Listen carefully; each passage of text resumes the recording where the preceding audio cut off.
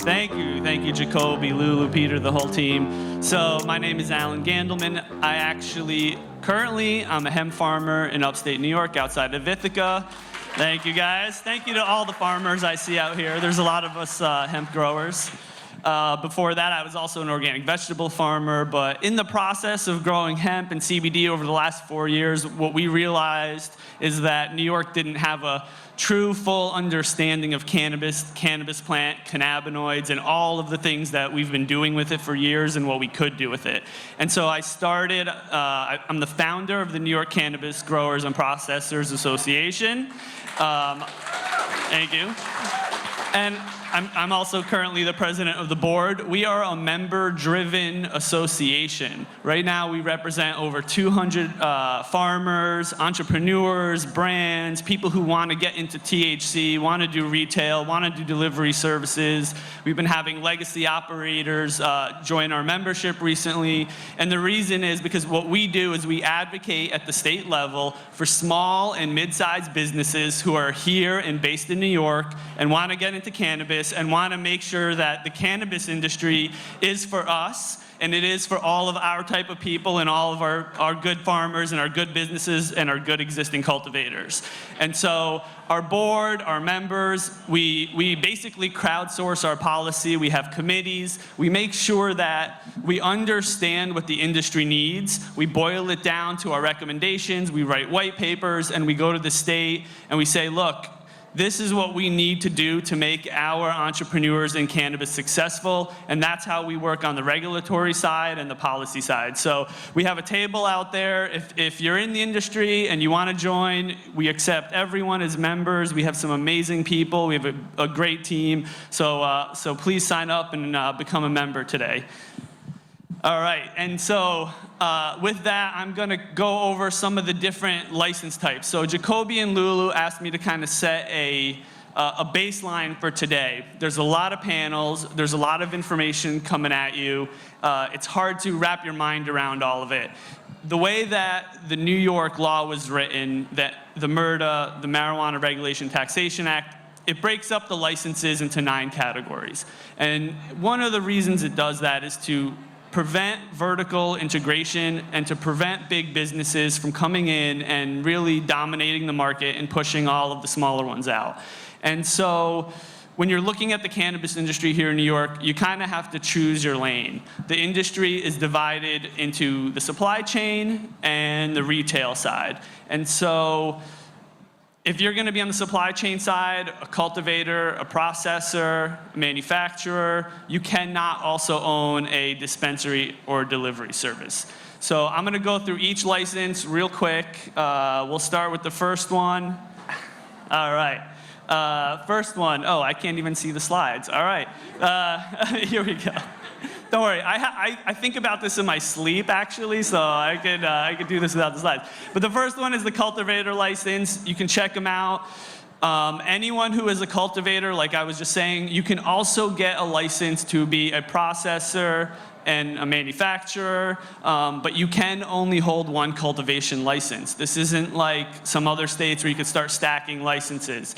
Right now, we are expecting that we will be allowed to grow outdoor, which is fantastic. That's a huge bonus in New York, that cannabis is an agricultural crop, and towns cannot zone us out from growing outside or building an indoor cultivation facility. So that is a huge, huge win.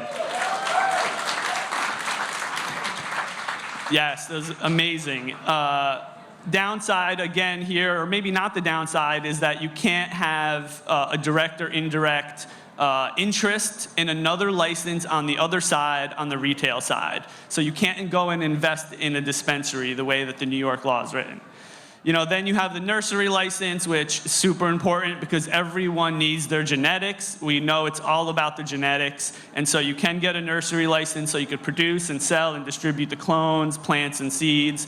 This is fantastic for some of those people who I know who just like nerd out and geek out about breeding forever and ever and ever. So that's for them. Then there's the processor license. If you want to be an extractor, if you want to be a manufacturer, if you want to, you know, make distillate, fill carts, make your gummies, do whatever you like to do. This is the license for you. Again, you can't have any interest. If you own a processing license, you cannot have any interest on the dispensary or the delivery side. All right, and then this is something very unique to New York, the cooperative license. Now, the way that this is written is pretty broad. Cooperatives are going to be able to be like a farm cooperative. So you can get a bunch of craft growers together. You could start a cooperative. You could share resources. You could have one license. You could potentially set up your own cooperative processing, manufacturing facility, and pool your resources and do it together as a group. It's a great license. We have not seen this done in cannabis a lot around the country, and I think this is one we're going to pioneer. You know, a big thing about this is that we could have worker-owned cooperatives. And so how nice would that be if that a group of people could own their own company together and not have to capitalize it themselves and not have to go out there and find insane amounts of money to do this on their own. Yes, that's a good one. You guys should be happy about that one. And I want to kind of echo what Jacoby said before, is that these are just bare bones. You know, we're here today to really discuss all of these things.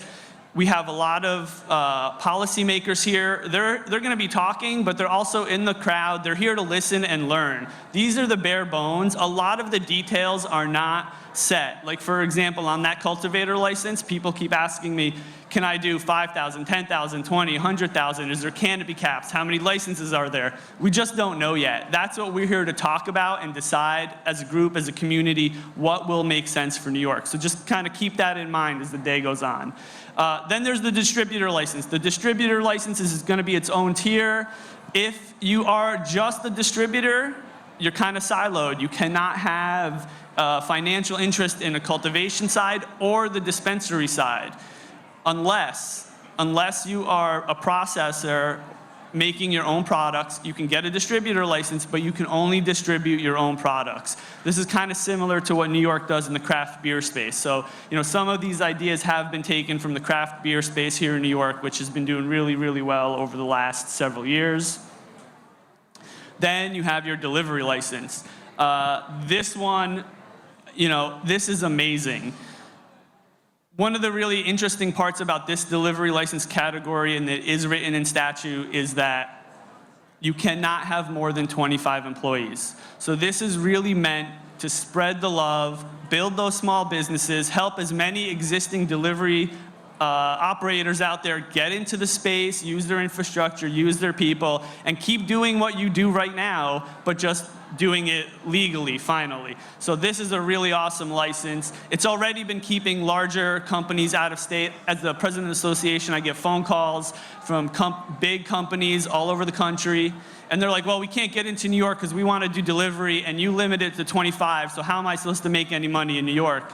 And my answer is, well, it's not really for you, right? It's for New Yorkers who are here in New York.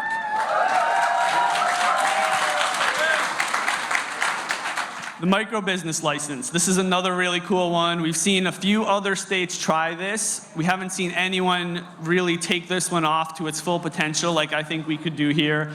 The microbusiness really allows you to be fully vertical at a small scale. What that small scale looks like, we don't know. We got to talk about that. Let's talk about that today. Let's talk about it in the near future, so when these regulations are being written, we know what's going to make sense. Is there a canopy cap? Is there an employee cap? You know, how is this going to look? But the idea here, again, is to create a lot of small businesses who could be fully vertical and sell directly to their consumers. So that's what the micro business is all about. There's a lot left here to flesh out, which we will do over the near future. Then you've got your dispensaries. I think everyone knows about dispensaries. The interesting thing in New York is you can only own 3 locations, and you can't stack them.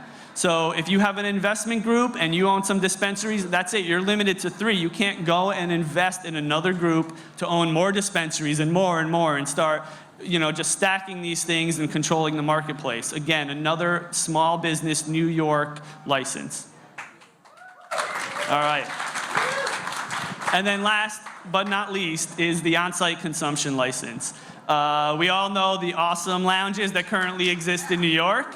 They are fantastic, and I really hope that people take this one and they run with it. I mean, we've got people here doing really cool on-site consumption events right now, you know, showing movies, doing all sorts of interesting things. Again, another unique to New York one that I think we're going to take off and do better than anyone has done. So that's it. Those are the 9. That's it. Cool. Thank you, guys. Hopefully that was a good overview. All right.